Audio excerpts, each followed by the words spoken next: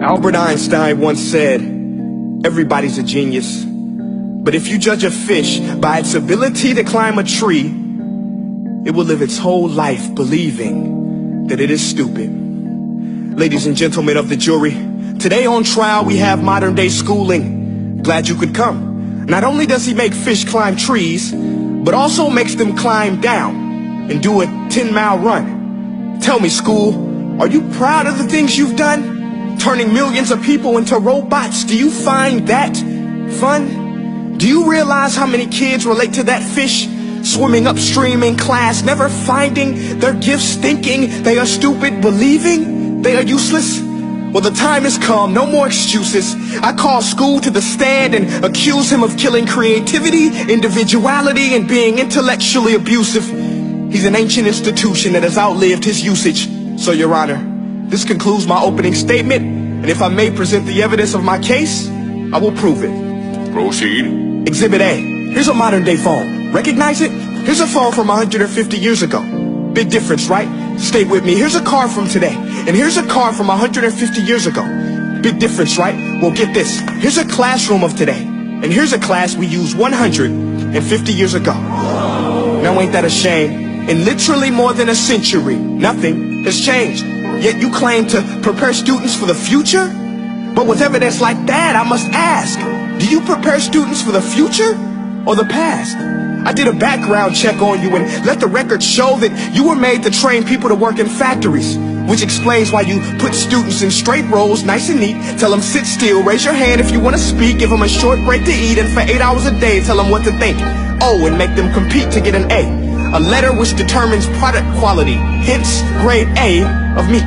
I get it. Back then, times were different. We all have a past. I myself am no Gandhi. But today, we don't need to make robot zombies. The world has progressed. And now we need people who think creatively, innovatively, critically, independently, with the ability to connect. See, every scientist will tell you that no two brains are the same. And every parent with 2 or more children will confirm that claim.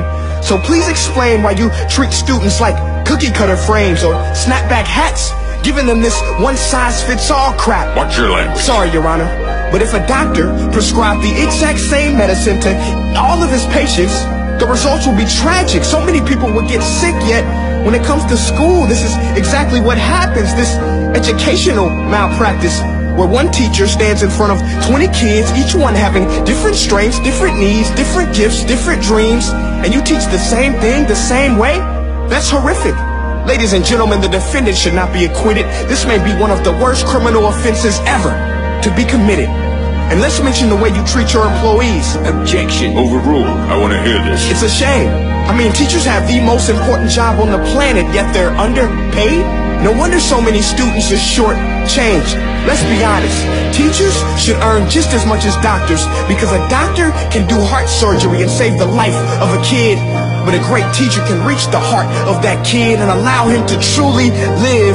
See, teachers are heroes that often get blamed, but they're not the problem. They work in a system without many options or rights. Curriculums are created by policymakers, most of which have never taught a day in their life. Just obsessed with standardized tests. They think bubbling in a multiple choice question will determine success. That's outlandish. In fact, these tests are too cruel to be used and should be abandoned, but don't take my word for it. Take Frederick J. Kelly, the man who invented standardized testing, who said, and I quote, "These tests are too cruel to be used and should be abandoned." Ladies and gentlemen of the jury, if we continue down this road, the results will be lethal. I don't have much faith in school, but I do have faith in people. And if we can customize healthcare, cars, and Facebook pages, then it is our duty to do the same for education, to upgrade it, change it, do away with school spirit, because that's useless. Unless we're working to bring the spirit out of each and every student, that should be our task.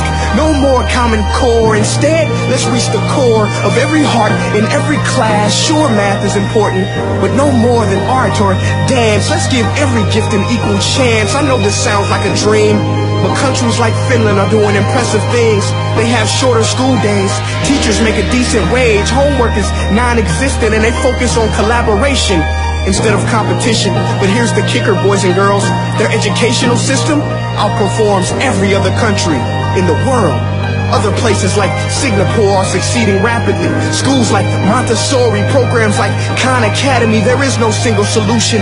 But let's get moving, because while students may be 20% of our population, they are 100% of our future. So let's attend to their dreams, and there's no telling what we can achieve. This is a world in which I believe, a world where fish are no longer forced to climb trees. I'll rest my case.